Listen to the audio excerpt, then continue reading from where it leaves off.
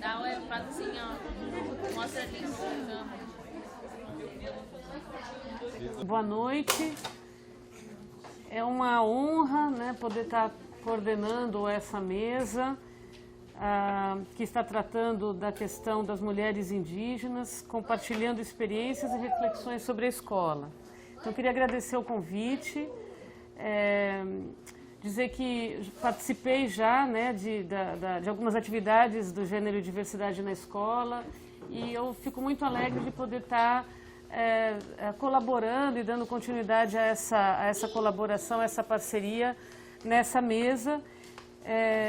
Quero agradecer a Miriam Grossi, especialmente pelo convite, a Maria Doroteia, que viabilizou a mesa com os convites que foram feitos para essas 3 lideranças indígenas, né, que estão aqui, e agradecer especialmente a Eunice Antunes, né, que é a cacique da terra indígena Morro dos Cavalos, professora da escola Itati, né, indígena Guarani, a Adriana Inácio Claudino, indígena Caingangue, professora da escola da terra indígena Serrinha, e a Lalam Priprá, que é indígena Xuclém, né, e professora da escola indígena Laclanô.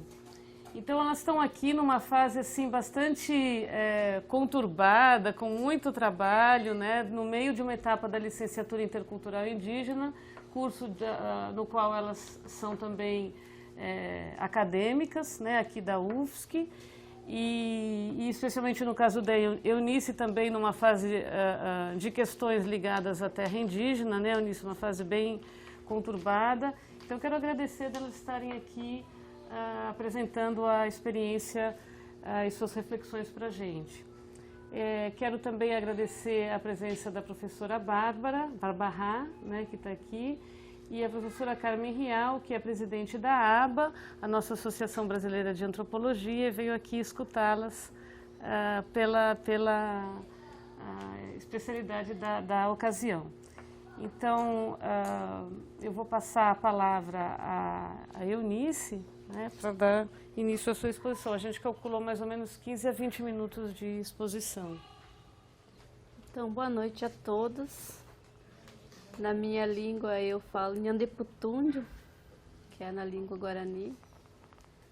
E, primeiramente, assim, eu quero agradecer a Nhanderu, né, por ter me dado essa oportunidade de estar aqui no meio de vocês para estar conversando, né.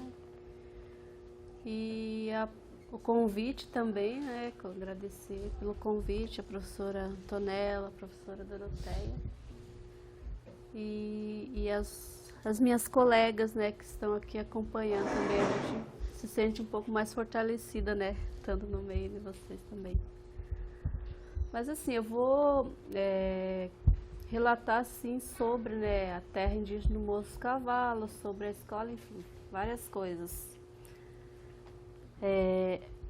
A terra indígena Morro dos Cavalos, hoje, né, vivem 28 famílias, um total de 200 pessoas, entre crianças e adultos. E a gente, né, vem vivendo nesse lugar assim com bastante conquista, ao mesmo tempo bastante luta, né. Nesse momento a gente está passando por uns conflitos, né, na terra indígena, porque ela é uma terra demarcada e aí para se tornar registrado e a gente ocupar o espaço da terra assim, sem estar correndo o risco de perder, né, para a União, para as pessoas que querem tomar a terra da gente, a gente precisa ter o registro da terra. Então tem vários processos que passam, né? Desde a demarcação, da demarcação física, e a gente está na parte da desintrusão, que é a parte onde os moradores da terra indígena recebem a indenização e aí vão desocupando os espaços para que os indígenas ocupem. Então a gente está nesse processo e a gente vem para nós é uma conquista muito grande, né? Mas ao mesmo tempo é um dos mais difíceis, né? Da parte dos mais difíceis da nossa conquista, porque a gente está lidando com pessoas, né? Que moram na terra e aí se recusam a sair. E aí existe uma grande política por trás disso também, né? De pessoas que moram próxima e têm interesse particular, né? Em cima dessas terras. E aí a gente está nesse momento a gente está nesse turbilhão, né? E passando por essa turbulência. Mas assim, a gente tem várias conquistas, né? A gente tem uma escola lá na nossa aldeia que aos poucos, né, desde os mais velhos até hoje, a gente vem tentando cada vez mais melhorar a parte da educação, que é a parte principal, né, para qualquer cultura, qualquer comunidade, que a gente pensa no futuro, né, dos nossos filhos, dos nossos netos, das gerações que virão. E a gente sempre pensa o melhor. E o melhor para nós é manter a nossa cultura, né, a nossa tradição, correr atrás daquilo que a gente perdeu, correr atrás daquilo que a gente deixou, né,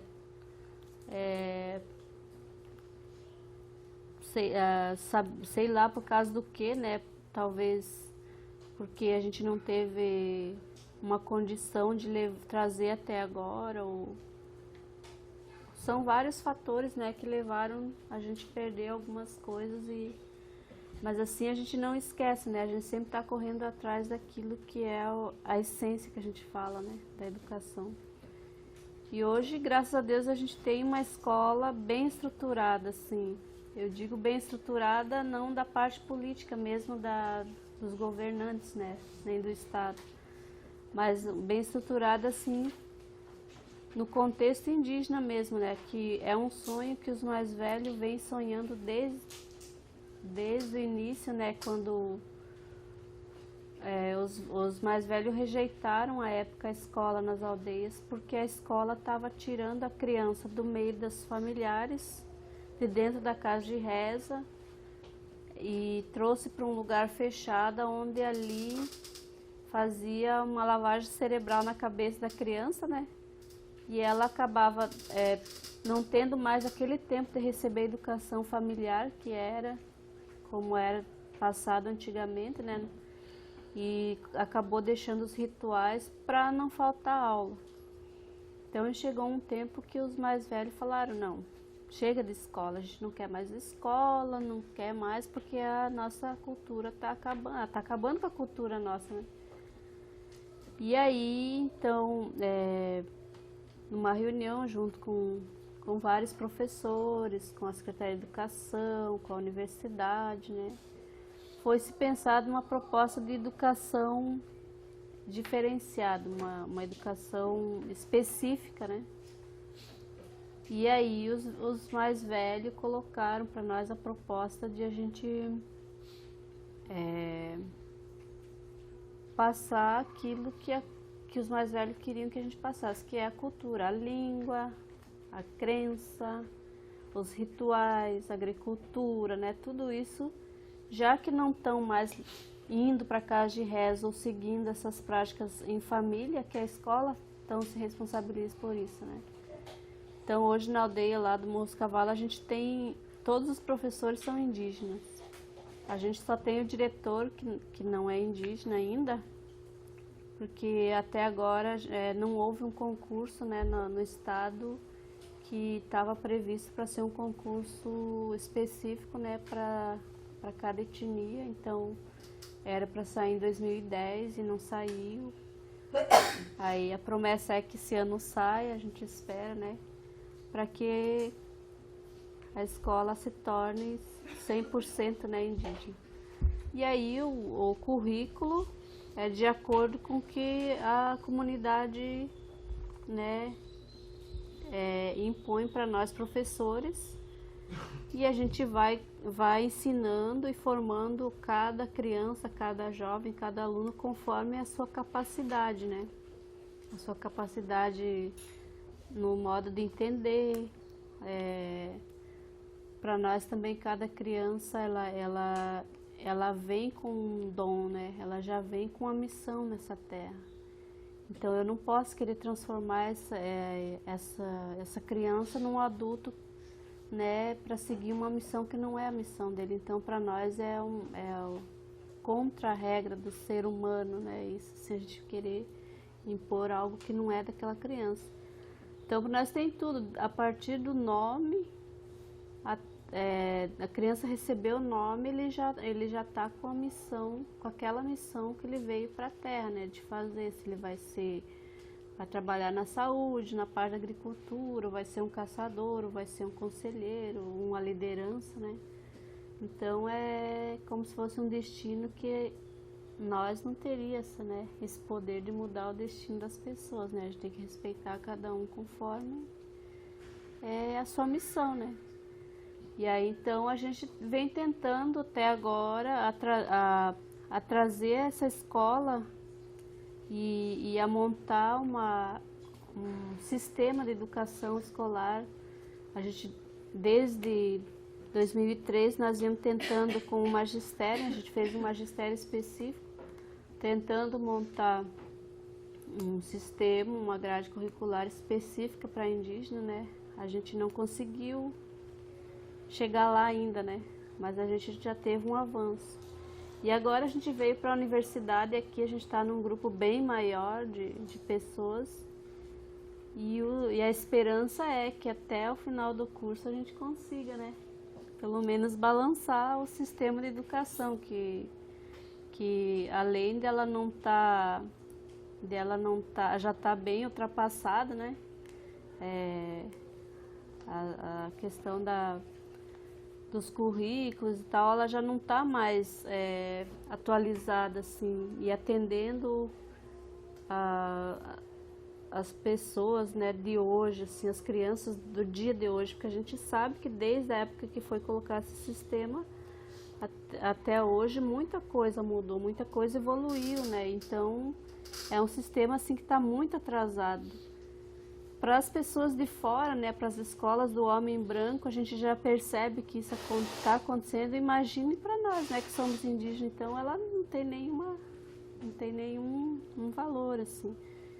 Então isso é um breve relato, né, do que a gente sonha, do que está acontecendo hoje na nossa escola e a gente está nessa luta junto, né? Hoje a gente está bem mais fortalecido, né, que a gente tem pessoas de vários estados, de várias aldeias, as lideranças mais velhas, né, junto com a gente, lutando e batalhando por isso, né?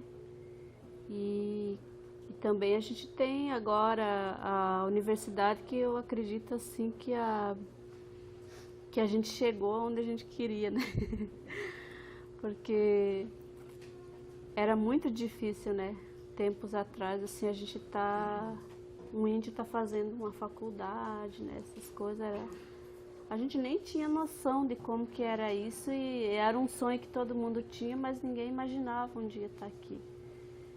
E aí, depois de tantas lutas, né, tantas correrias das lideranças, dos mais velhos, foi com muito rezo também, né?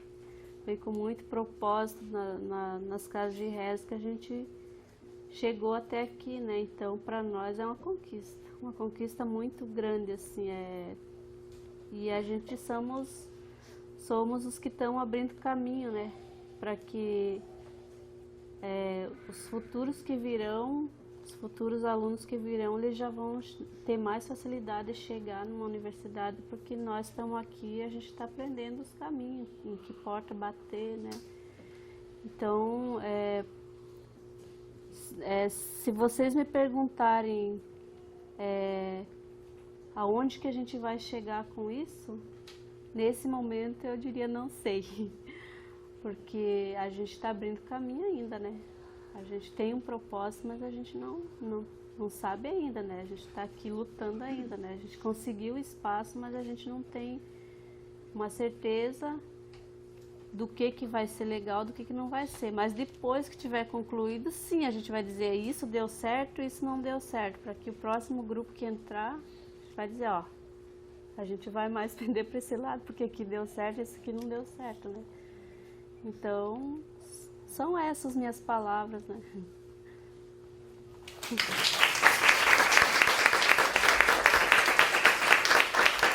agora a gente passa a palavra para a Adriana. Boa noite. Ayaghe, eu diria na minha língua, né? Vocês estão bem? Queria agradecer o convite, né? E só aceitei porque ia estar bem acompanhada, a prof. Doroteia, a prof. Antonella, né? Que já foram professoras nossas na licenciatura, então a gente já fica mais tranquilo.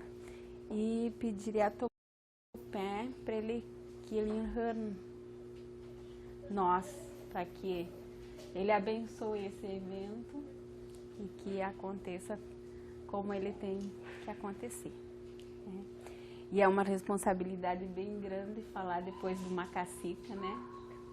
Que para nossa cultura, cacique quer dizer tudo para nós, né, Eunice? É aquela pessoa que decide para onde que a comunidade vai, qual é o melhor caminho.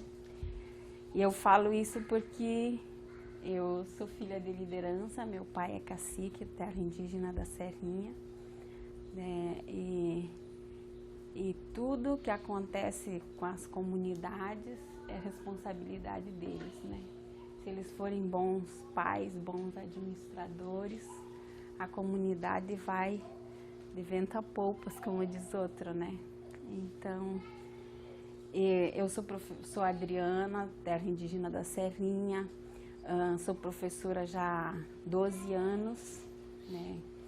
Comecei a trabalhar com a educação indígena. As nossas escolas indígenas, até 90, ela só ia a educação escolar indígena até a 4ª série. Então o aluno saía da 4ª série, ele já tinha todo o conhecimento que ele precisava sobre a língua dele, sobre a escrita, sobre, enfim, tudo que nós tínhamos que aprender sobre a nossa língua. Então, quando me disseram que eu tinha que ser professora, não foi uma opção minha, né? Chegar e disseram, olha, você vai assumir um contrato e você vai trabalhar a língua caigangue. Eu estava no ensino médio, eu estava acabando o ensino médio, pensei, meu Deus, mas e agora, vou fazer o quê? Minha tia Andila, ela foi do magistério da turma do Clara Camarão, que foi lá em 79, a primeira turma que se formou do magistério. Ela chegou e disse assim, eu disse, tia, mas como que eu vou dar aula? Ela disse para mim, minha filha, os professores que foram teus professores, você pode ter certeza que eles te prepararam para isso, né? Porque você passou por bons professores e vai lá. A partir de hoje você vai, porque para nós nós caigangue não tem como separar. A gente não separa família, escola, comunidade, não tem como separar, né? A gente vive tudo junto, a gente compartilha os problemas, as dificuldades, as festas, enfim, a gente vive junto. Então não tem como separar essas coisas, a gente não faz essa separação. Então quando a professora falou que ia ser esse o tema, eu disse, bah, vai ser difícil focar, porque o caigangue não costuma separar. Não tem como eu falar sobre escola sem falar sobre a minha cultura, sem falar sobre a minha tradição, sem a minha herança, né, que vem de família, né? As nossas histórias são contadas de geração para geração, os nossos costumes são repassados, né, em casa, na escola, na comunidade. Quando eu fiz referência à colega Cacica, é isso que a gente aprende, a comunidade, que existem regras, né, que a gente tem que cumprir com essas regras, e você respeitar uma liderança é sinal de que você aprendeu tudo que tua comunidade tinha para ensinar, e que ela é uma escola. A nossa família, a nossa comunidade, os nossos velhos são a nossa escola.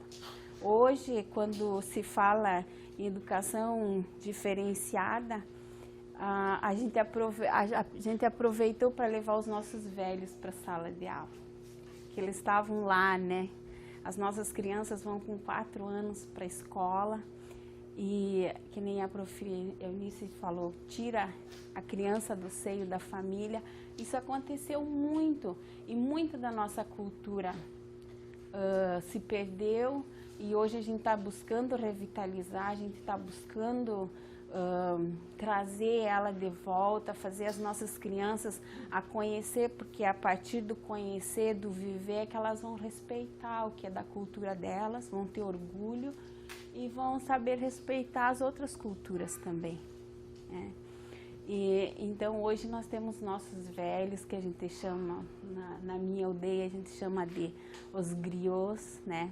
Eles vão para a escola, eles cantam, eles dançam, eles contam história, a gente faz o fogo de chão lá para eles, que eles ficam mais à vontade, aí faz uma comida típica para eles. Até quando eu liguei para minha irmã e disse para ela que eu tinha sido convidada para uma palestra e que eu ia falar, e ela me disse assim, então vai lá e conta que além de nós cuidar dos nossos filhos, da nossa família, nós ainda damos conta do trabalho lá fora, né? Damos conta das nossas responsabilidades, e ainda arrumamos tempo para cozinhar os nossos engorô, que são as nossas comidas típicas, né? Para vocês fazer um prato, hoje é bem fácil, né? Vai lá no mercado, compra. Nós não, nós temos que ir lá no mato, colher, separar, preparar ele. Enquanto isso, nossos filhos ficam ao redor só na expectativa, né? Olha, hoje nós vamos ter aquela comida, hoje... Então é isso para nós, essa reflexão que eu faço sobre a minha experiência, é que hoje as escolas, quando eu passei para o 4º ano, que na época as escolas indígenas elas não eram reconhecidas, elas eram escolas da FUNAI, então elas não eram reconhecidas, e era só até o 4º ano seria hoje, né? Até o 4º ano. A partir do 4º ano tu ia para a escola do branco, que a gente chama, né? A escola normal, e para mim chegar até essa escola eu tinha que fazer uma prova de seleção, uma prova, e mostrar que eu tinha conhecimento para acompanhar os alunos de 5º ano, porque a minha escola não era regularizada, ela nem existia, né? Então eu tinha que fazer essa prova e mostrar que eu tinha conhecimento da matemática, tinha conhecimento do português, né? Tinha conhecimento das outras disciplinas. E então essas provas, na maioria das vezes, os meus colegas de 14 alunos que formou na época minha turma, nós passamos em 4, que é o Benjamin e mais outros índios que estão na aldeia. Dos 14 passaram 4, os outros não conseguiram, né? E desistiram, ficaram, né, no caminho. E depois no ano seguinte tu vir fazer essa prova já era mais difícil, porque afinal você tinha reprovado na primeira prova, né? E ficar 1 ano afastado da escola dificultava mais ainda. Então depois disso, em 92 se começou o processo de regularização das escolas indígenas no Rio Grande do Sul. Em 2002, elas foram reconhecidas como escolas indígenas. Aí se criou o projeto político-pedagógico das escolas, se criou o regimento para as escolas indígenas. O regimento foi aprovado no ano de 2002. A partir daí que as escolas foram reconhecidas nas terras indígenas, ganharam nomes, né? E os professores foram efetivados. Até então não se tinha tido concurso público, saiu o concurso. Agora nós estamos no o terceiro concurso, a gente fez agora em junho do ano passado, e agora está aberta a inscrição para o novo concurso. É o 4º concurso que está tendo no Rio Grande do Sul para professores indígenas. São 2 áreas específicas, é professor indígena, que tem com conhecimento em educação indígena, e professor com professor habilitação normal, mas com conhecimento na língua. Aí eles fazem a prova lá, e se são selecionados, se eles passam, eles vão assumir, né? Então, quando nós decidimos, a gente participou de 98 a 2001, quando se fez a proposta política pedagógica e o regimento das escolas indígenas, os professores indígenas do Rio Grande do Sul, na época eram 270 professores indígenas, eles participaram da construção do regimento. Eram linguistas, antropólogos, eram juristas que ajudaram na construção. E a gente dizia para eles assim, e tinha ainda, na época ainda tinha professores do Clara Camarão, eles ainda estavam atuando, hoje eles estão todos aposentados, né? Mas eles estavam ainda na época atuando, e eles diziam assim para nós, quando a gente discutia as questões específicas das nossas comunidades, eles diziam: olha, assim não deu certo. Nós já fomos professor, nós já estávamos na sala de aula, assim não deu certo. Então, eu acho que vocês deviam pensar assim, vocês deveriam, né? E eles diziam para nós que a escola que tinha nas nossas comunidades era aqueles projetos impostos de cima para baixo, né? Então, vai ser assim as escolas de vocês, precisam trabalhar assim. Na época, os professores do Clara Camarão, eles não eram professores, eles eram monitores, né? Então, quer dizer, alguém dizia para eles o que eles tinham que fazer, como é que eles tinham que fazer, e eles só tinham que fazer aquilo. E eles diziam assim para nós: nós massacramos muito os nossos filhos. Eles sofreram muito e nós não podíamos fazer nada por eles, mas hoje vocês podem fazer. E vocês têm que fazer. E tem que fazer pensando que amanhã são os filhos de vocês que vão estar aqui, são seus netos de vocês. Então é nessa visão que vocês têm que mudar a educação.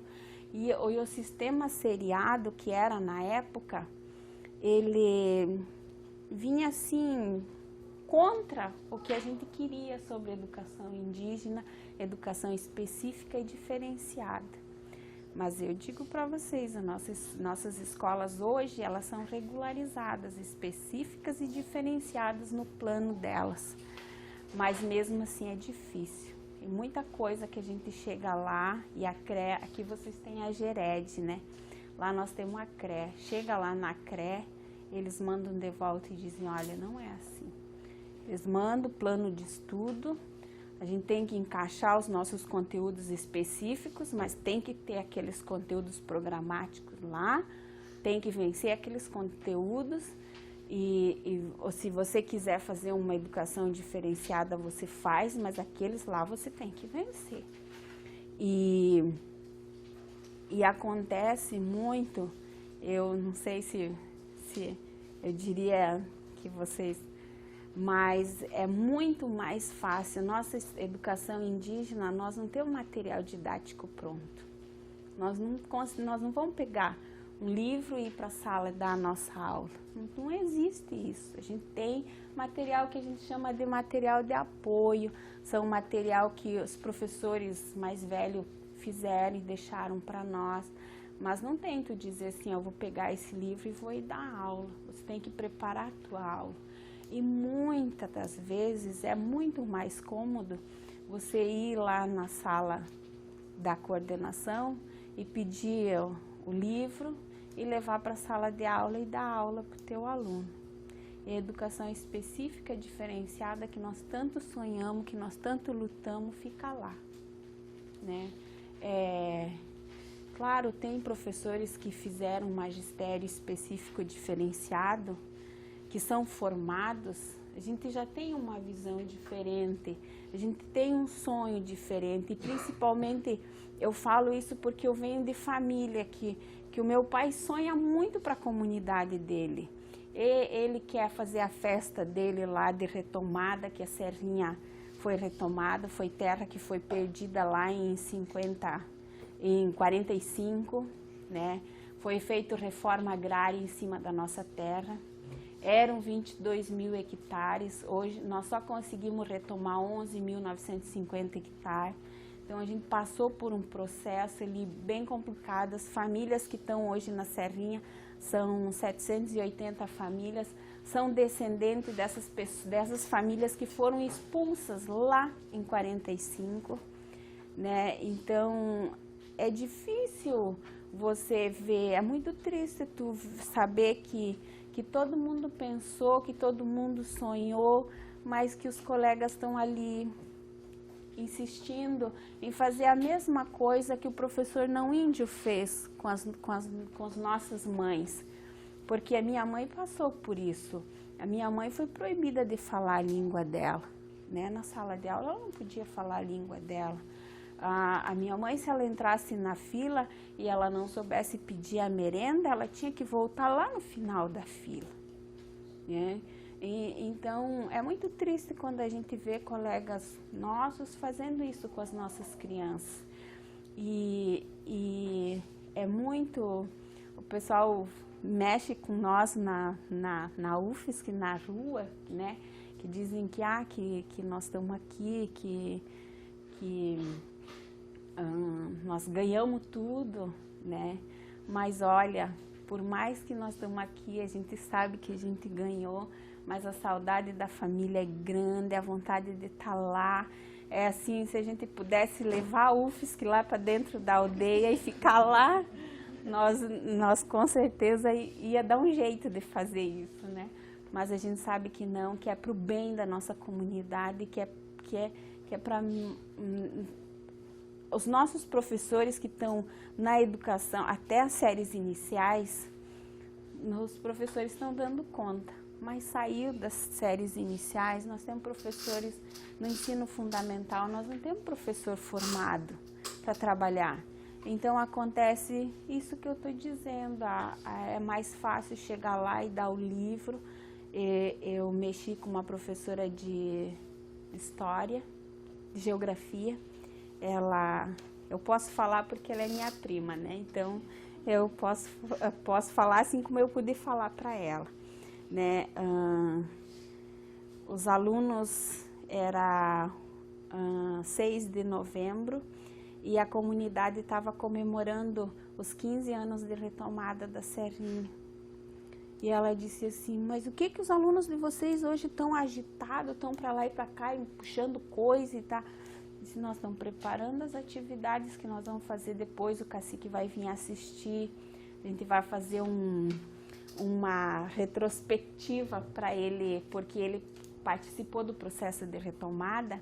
Então nós vamos fazer uma retrospectiva para ele ouvir, para ele saber que os alunos, nós passamos esse conhecimento para os alunos. E para ele ver que não foi de Varde que ele foi a Brasília, não foi de Varde que ele passou fome, não foi de Varde que ele correu risco por essas estradas, porque foi ano passado, nós perdemos um cacique do Morro do Osso, né, aqui em Florianópolis, num acidente. Ele estava indo para Brasília por causa de processo de retomada de terra, assim como nós perdemos muitos índios que reivindicavam os nossos direitos, né? Graças a Deus o nosso cacique está lá, né? Não falo isso como como filha, mas como membro da comunidade, e eu sei que ele é uma pessoa muito importante para aquela comunidade. Então, é muito triste quando a gente perde pessoas que faziam diferença, né? Então, ela disse assim, eu disse, mas tu não sabe que dia é hoje? Ela me disse, não sei. Eu disse, mas hoje é 6 de novembro. Ela, tá, mas o que tem 6 de novembro? Aí eu mexi com ela e disse, é meu aniversário. Ela disse, teu aniversário, mas não é dezembro? Eu disse, não, Sandra, hoje a Serrinha está fazendo 15 anos de processo de retomada. Imagina, gente, uma professora de geografia, né? Tudo bem que também é de história, mas quando ela tinha no trabalhar os limites do município, ela já ia da aldeia, ela podia lembrar que 6 de novembro é a retomada da nossa terra, é uma festa que acontece todos os anos acontece a festa. Como é que a professora que trabalha lá mais de 6 anos não sabia que dia 6 de novembro era comemorado, o que era comemorado? Então isso deixa muito triste. E graças a Deus, hoje nós estamos na UFSC, vamos sair formados e a gente vai mudar, vamos poder dar mais esse passo, porque até a educação, até as séries iniciais hoje está nas nossas mãos. E a gente sabe que eles saem de lá com tudo que a gente pode dar para eles, com tudo que a gente pode fazer por eles. E que bom que nós vamos poder, com esse curso, acompanhar eles até a educação básica, né, professor? O curso vai formar nós para isso. Então, era isso que eu queria dizer.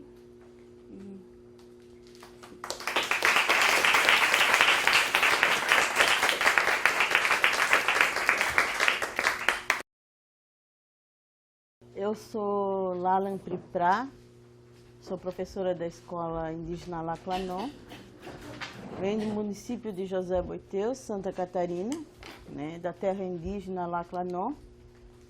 E indígena onde eu moro, ela faz limite com os municípios de Doutor Pedrinho, Itaiópolis, José Botê, Rio Negrinho e Vítor Meireles. Esses são os limites da terra indígena da onde eu venho. Tenho o mapa.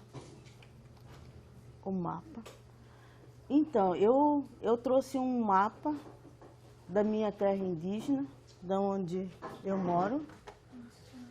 Ali, isso. Esse é um mapa dos estudos, né, feito pela FUNAI, em 1999, pelo antropólogo Valmir Pereira, que foi professor aqui no curso de licenciatura. Ele trabalhou algumas disciplinas conosco. É uma pessoa muito querida lá pela nossa comunidade. Eu sou neta de Caingangue, né? Minha avó Choclen. Então, eu estava brincando com a professora Doroteia, eu disse para ela que até conhecer os Caingangue, eu já falava algumas palavras sem saber que eram palavras Caingangue. E quando eu conheci eles, foi até engraçado, eu entendi algumas palavras que eles falavam, porque meu pai falava aquelas palavras quando nós éramos crianças. E eu trago para o dia de hoje, para vocês, histórias, como já foi relatado, que foi passada de geração em geração. Porque é dessa forma que a criança indígena, nas comunidades, é ensinado, contando histórias, relatos, de geração a geração. Então, foi dessa mesma forma que eu também fui ensinada. Eu vou... Então, esse é o mapa que eu trago. A localização da minha aldeia é bem pequena. Ela fica mais ou menos por aqui. nessa ponta, onde vocês podem ver pelos estudos, nem está dentro ainda. Não foi demarcado ainda.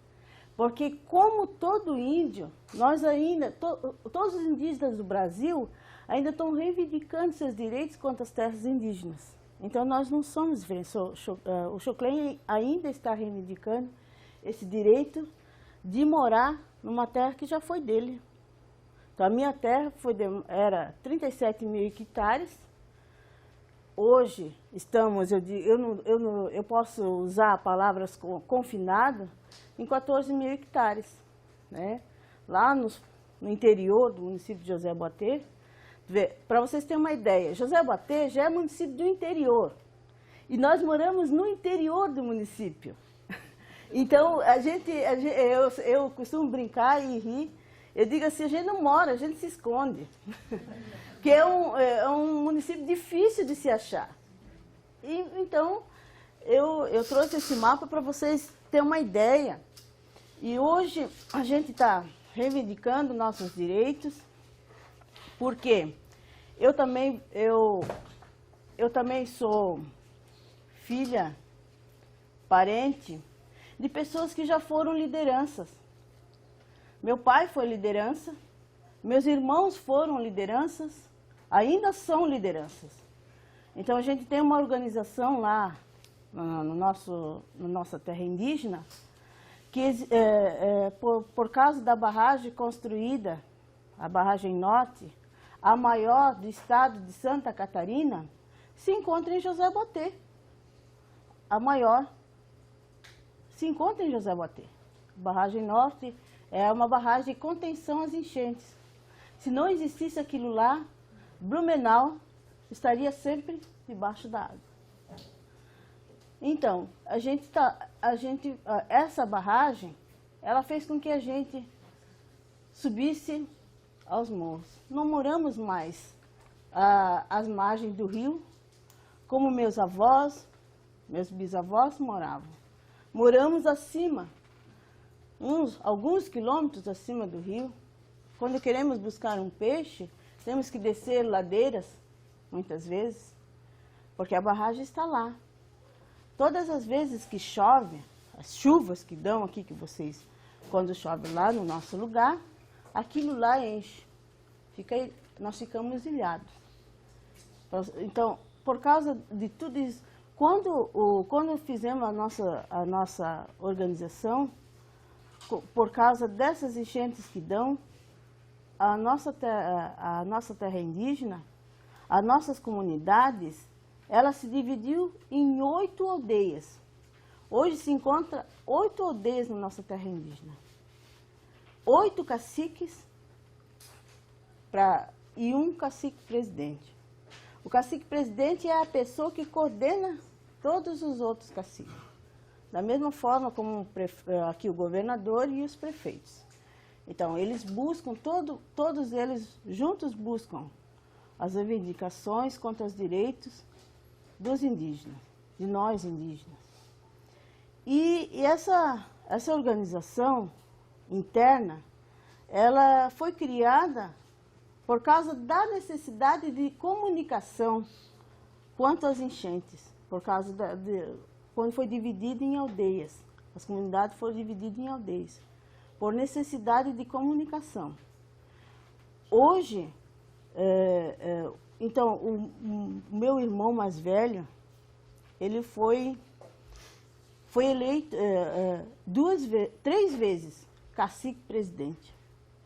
Ele teve 3 mandatos, não consecutivos, porque não pode. Então, a gente meio que criou, adaptou da mesma forma da eleição do não indígena. Mas até aqui tem dado certo, né? Então, eu, muitas vezes, às vezes eu vou conversar, faço esse tipo de conversa com muitas pessoas, e é a primeira vez que estou participando de uma mesa redonda como essa.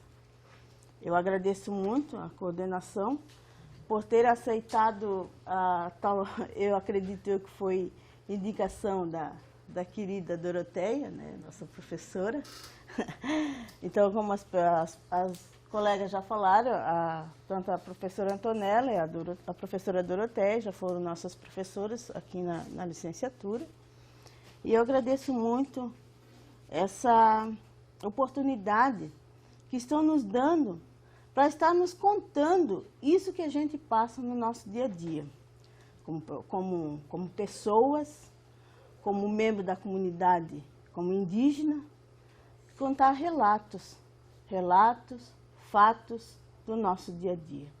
Para vocês terem uma ideia, eu fiz pedagogia. Muitos de vocês aqui talvez tenham feito também. E essa pedagogia, para mim, não me serviu para nada, quase nada. Porque a minha escola é uma escola indígena diferenciada, é o que diz no papel. Então, se existe uma escola indígena, poderia também existir um curso específico para a formação de professores indígenas. Houve sim um curso de magistério diferenciado a nível médio, formação de nível médio, para as 3 etnias já, Guarani, Xoclém e Cangangue. Só que precisávamos mais, porque nós precisamos mais. Porque até então, a nossa formação ela tem sido pouco para a gente até aqui. E as nossas lideranças, eles lá na minha terra indígena, eles ajudavam muito nós na época. Então, quando a gente começou a criar a ideia de estar fazendo esse curso que a gente está hoje, a gente teve muito apoio. Então, a partir dali, a gente veio estar na UFSC, hoje entramos pela porta da frente, como se diz, e pretendemos sair daqui de cabeça erguida. Apesar das dificuldades, que muitas vezes a gente passa dificuldades emocional mesmo, porque não é fácil a gente vir da aldeia, ficar aqui, porque a gente é mãe, tem filhos, tem isso, aquilo, mas é essas dificuldades que talvez muitos de vocês já conhecem. O nosso emocional não é diferente do ser humano. Então, eu já apresentei o mapa, contei um pouco das nossas lideranças, como é a nossa organização hoje, né? Falei também sobre as nossas dificuldades, e a nossa dificuldade maior hoje no panorama assim, geral, a dificuldade nossa hoje é por causa da barragem norte, que a gente fica ilhado, aquilo lá. A barragem norte, a maior de Santa Catarina, como eu já falei, se localiza no município de José Boiteus. Ele fez com que a gente se dividisse. O Xoclém, que era coletivo, hoje ficou individualista. E vendo essa mudança, né, algum grupo, alguém teve a grande ideia, eu sempre falo, a grande ideia, vendo que estava se perdendo tudo, até mesmo a língua, que era tão preservada pelos nossos antepassados, estava também se perdendo. Então eles pegam e criam um projeto.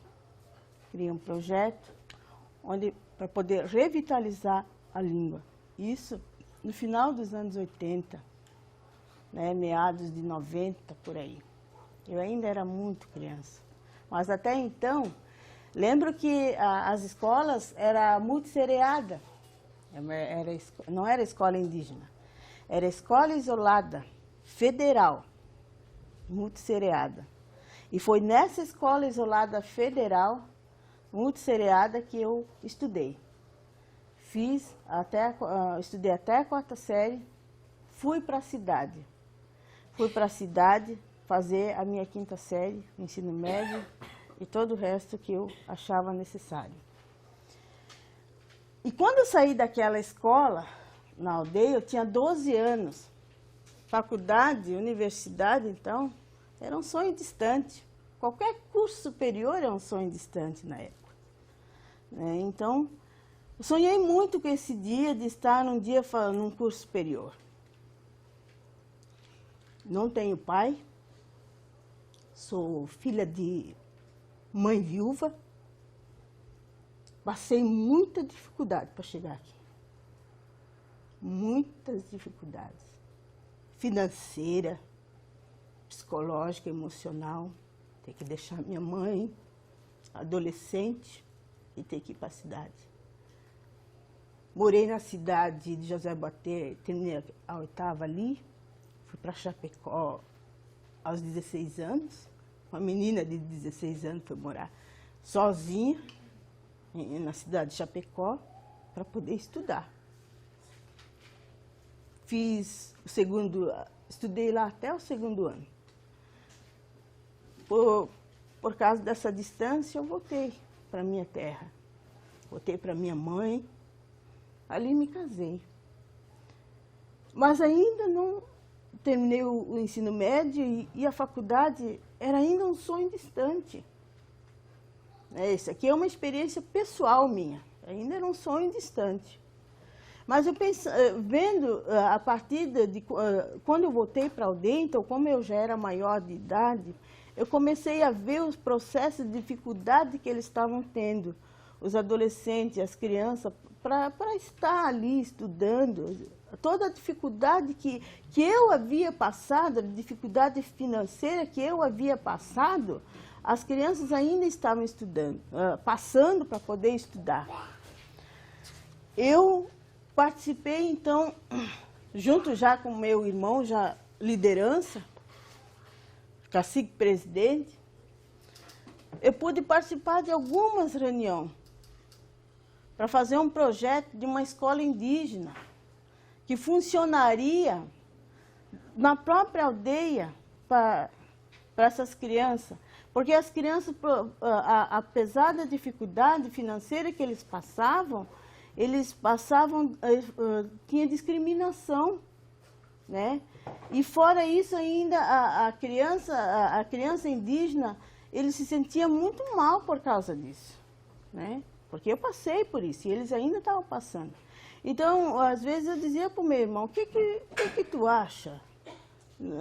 Vamos tentar fazer isso? Ele dizia, vamos, eu só tinha o ensino médio. E assim, ele é meu irmão mais velho, eu sou a mais nova, sou a caçula dos 8. Minha família é pequena. Eu sou a caçula de 8 irmãos. Tem 3 irmãos e 5 irmãs. Então, eu sou a caçula dos 8. E ele, assim, é uma pessoa muito carinhosa, atenciosa, não sei, talvez porque eu era a última. Ele dizia, nós vamos fazer sim, minha irmã.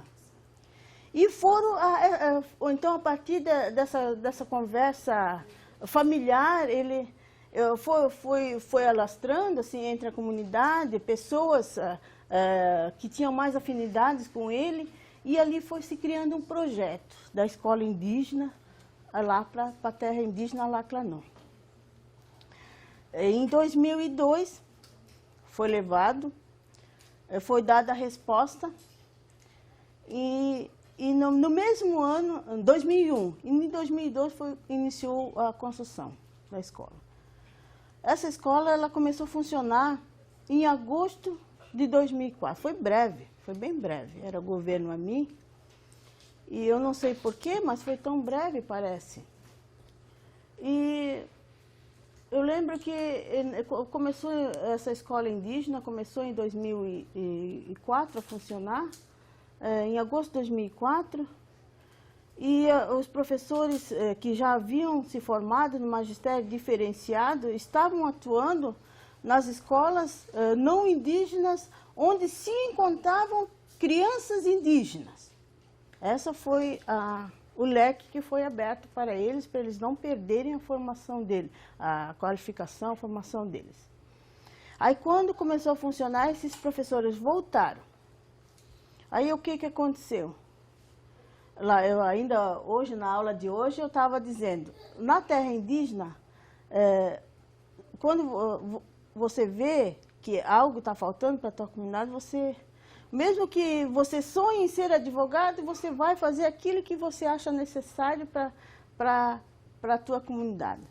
Então, eu sonhava com um outro curso e fui fazer pedagogia, porque eu precisava estar ali presente na minha comunidade. Então, eu sonhava em fazer engenharia, direito, cursos grandes. Eu não sonhava pequeno. Então, precisa professor, com formação. A formação que eles tinham era só magistério diferenciado. Então, eu fui fazer pedagogia. Fui fazer pedagogia e deu certo. Um mês depois do curso iniciado, em 2005, comecei a trabalhar. Graças a Deus, né? Comecei o curso em janeiro, em fevereiro eu já estava empregada, em 2005. Dali, então, eu comecei hoje eu digo que é minha carreira, né? Minha profissão. Fiz de uma necessidade a minha profissão. A necessidade financeira e a necessidade de estar presente na minha comunidade. E até então as lideranças apoiavam essas iniciativas das pessoas da sua comunidade. Faz favor de mostrar os slides ali.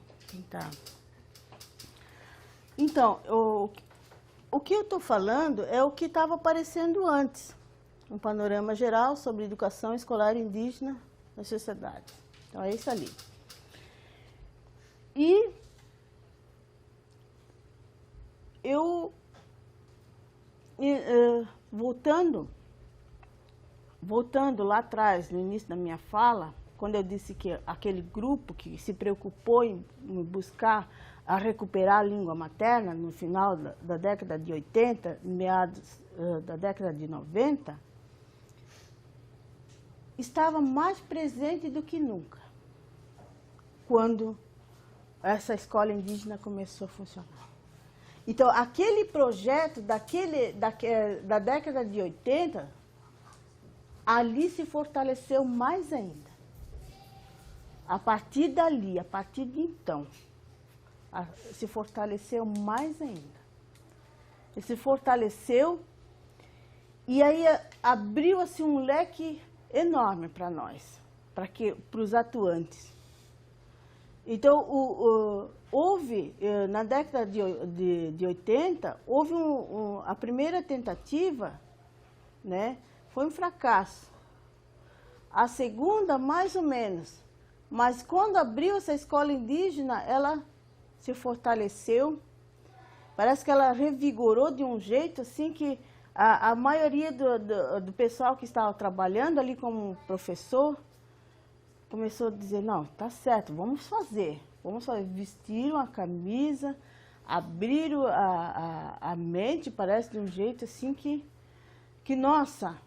Então, para criar o projeto do curso de licenciatura a nível superior, foi breve.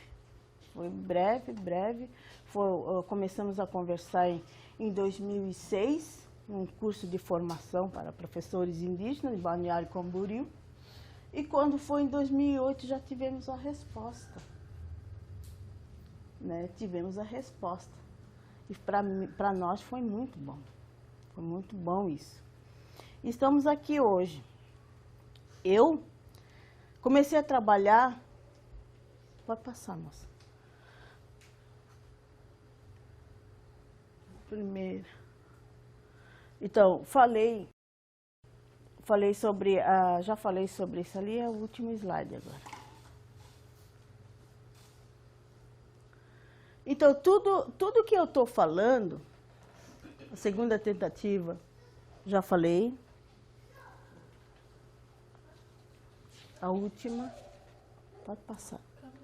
A experiência, pode voltar. A experiência minha como professora. Então, eu começo a falar sobre a minha experiência como professora a partir de 2005. Comecei a trabalhar a partir de 2005, como eu já havia começado. eu comecei a trabalhar educação física, fui trabalhando artes.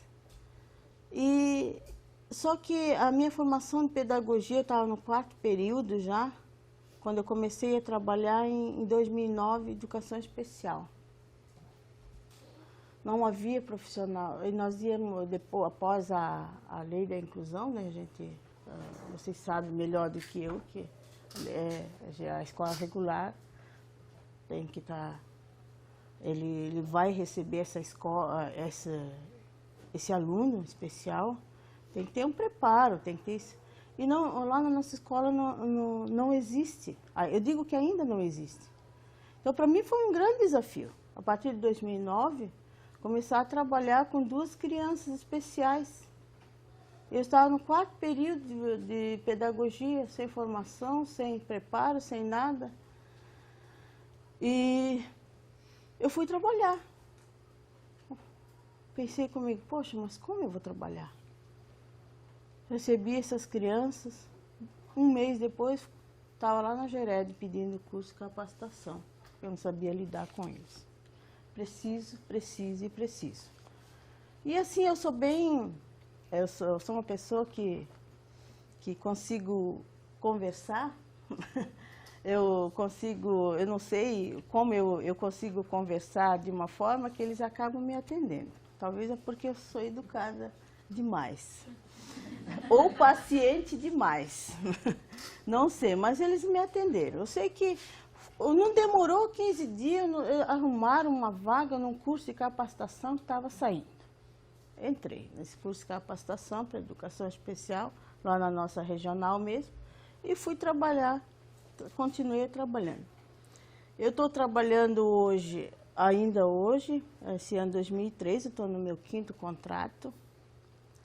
Não sou professora titular, né, de sala de aula, não trabalho. A única disciplina que eu trabalhei durante eu estou 9 anos já trabalhando nessa escola indígena Laclanon, mas eu trabalhei educação física e artes. E trabalhei um ano com educação infantil, pré-escolar, na própria aldeia. Mas, assim, eu nunca trabalhei uma turma de 2ª série, eu lá um professor titular, não. Eu sempre trabalhei, assim, essas 3 disciplinas, e desde 2009 trabalho como 2º professor e gosto do que faço. Estou ali, fiz da minha necessidade a minha profissão, né? E estou sempre buscando, nesse sentido, a viver. Mas, assim, eu estou hoje aqui no curso de licenciatura por causa de várias coisas que eu vejo no meu dia a dia, como membro da comunidade, como mãe, como professora, porque é o que eu sou hoje. Eu sou mãe, professora, né, estudante, esposa, eu sou doméstica, faço todo o meu serviço ainda. Eu não tenho ninguém que faz serviço para mim, eu faço todo o meu serviço. E eu estou aqui atrás de um objetivo, resgatar, buscar aquilo que a gente perdeu, ou quase perdeu. Porque o Choclen, ele é uma pessoa, o Choclen, ele é passivo em certos momentos. Às vezes é, mas às vezes ele não é. Então, não sei, mas hoje nós estamos aqui, a gente está aqui hoje, tinha um grande grupo. Os que estão prevalecendo no curso, percebi, a partir dessa etapa, são pessoas que realmente se preocupam em estar fazendo algo, em estar dando retorno para a comunidade. E os que não desistiram do curso, alguns por questões particulares, mas eu sei que alguns não é por questões particulares ou saúde, ou financeiro, mas porque são pessoas que ainda não entenderam que precisa se buscar algo. E quando a gente estava trabalhando, eu digo isso porque quando a gente estava trabalhando com a professora Doroteia, estava dando o curso, como é que é? A disciplina de território e territorialidade, não? É gestão. Ela fez uma conversa com nós. E a partir daquilo que ela estava tentando repassar para nós como conhecimento, a gente foi tendo conversas e conversas e conversas, e ali foi se criando ideias. E o que aconteceu? Nós dissemos para a professora, quando começamos a trabalhar sobre a nossa terra, que estava em processo ainda de recuperação, de demarcação, daí nós começamos a dizer, professora, se nós pudéssemos fazer alguma coisa junto com as nossas lideranças. Ela disse, mas vocês podem? Eu disse, podemos. Nós adultos parecíamos crianças em sala de aula. Aí dissemos, podemos, ela disse. Então, o que nós podemos fazer? Alguém perguntou. Ela, se vocês podem mandar uma carta, se vocês quiserem, para Brasília, para o Supremo Tribunal. Por que não? Então, fizemos essa carta. Então, a partir dali, eu vi que está aqui no curso pessoas ainda com essas ideias, né? E nós mandamos essa carta, né? Isso aqui é uma carta. Eu pedi para a professora trazer, eu disse assim para ela, eu posso apresentar a carta que a gente fez na sua aula? Ela disse que sim, poderia, então eu trouxe. Quando a gente começou a trabalhar na aula dela, a gente trabalhou esse mapa aqui, ó. Esse mapa é o mesmo mapa que eu trouxe em slide ali para apresentar para vocês. Esse mapa aqui a gente estava trabalhando. Quanta história a gente descobriu que sabia. Quanta história. Contávamos, ela deixou-nos à vontade. Por isso que é importante, eu sempre aprendi que nos cursos de formação, é importante que a criança aprenda, trabalhe à vontade, né? Então, ela deixou nós à vontade e a gente foi trabalhando os mapas. E quantas histórias nós começamos a contar um para o outro. Coisas assim que nós não sabíamos que sabíamos. Relatos assim que ouvíamos quando éramos crianças, que aparentemente tínhamos esquecido. Então, assim, a gente trabalhou deitado assim no chão, arrastando, encostamos as cadeiras, as mesas, deitados no chão, trabalhando, cada grupo trabalhando com o seu mapa, contando, cantando, cantigas no idioma mesmo, e trabalhando os mapas, trabalhando isso e contando isso. Ah, meu avô dizia isso, meu pai falava aquilo, minha mãe fazia, sabe? Então, foi muito interessante. É muito interessante. Então, dali, a partir daquela disciplina, daquelas aulas que foram ministradas, dessa forma, eu pude perceber que realmente ali, no nosso grupo, ainda existem pessoas que querem que todos esses objetivos de buscar os direitos, reivindicar os direitos, fazer com que com essa nossa cultura, nosso uso, costume, revigore. Então, ali então, pode-se perceber dessa forma. Então, essa carta foi para Brasília, já foi protocolado lá em Brasília. Isso aqui é um pedido nosso para o Supremo, que eles venham nos atender brevemente com fazendo a demarcação, que a gente viva de fato no que é nosso, né? Viva de fato no que é nosso, de uma forma legal, porque da forma como a gente está vivendo hoje, a minha aldeia, como eu pude mostrar ali para vocês, ele está fora dos 37, dos 14 mil hectares que hoje é ocupado pelo Choclen. Ele está fora, a minha aldeia, a aldeia Palmeirinha, onde eu moro, ele está fora, ali pelo mapa. Mas estamos lá praticamente ilegalmente, né? Então, isso aqui para que não... Então, fizemos essa carta. E assim, é dessa forma que... Então, se vocês estão aqui hoje, eu não sei qual é o pensamento de cada um de vocês que está aqui hoje, como professores ou como futuros professores, mas essa é a vivência do indígena, independentemente da etnia dele. Mas, resumindo tudo isso, o índio, o indígena, eu vejo assim, que ele tem um objetivo. Ele tem uso e costume, suas crenças podem ser diferentes, a sua língua pode ser diferente, mas o objetivo no final de tudo é o mesmo. As reivindicações são sempre as mesmas. É as terras que foi tirado da gente. Né? Não sei porquê, mas se a gente tinha direito a 37 mil hectares, por que foi tirado? É assim que às vezes eu penso.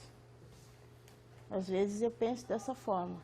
Então, assim, a partir das nossas falas, espero que de fato repassem aquilo que é verdade, não o que os livros contam. Os livros didáticos mostram aquele índio peladinho lá, né, com peninha assim, com isso, aquilo, outro. Mas o índio não é só isso. Né? O índio não é só aquela figura abstrata. O índio ele tem sentimento, ele tem emoção, ele sofre, né? Ele busca seus direitos, mas sofre muito também. Tem gente que diz assim, para que o índio quer tanta terra se ele não trabalha? Já ouvi um documentário onde pessoas falavam isso. Se fosse, o meu marido costuma dizer, se o não índio pensasse, hoje ele está vivo porque nós preservamos as matas. porque nós tiramos da natureza o que é de necessário para nós.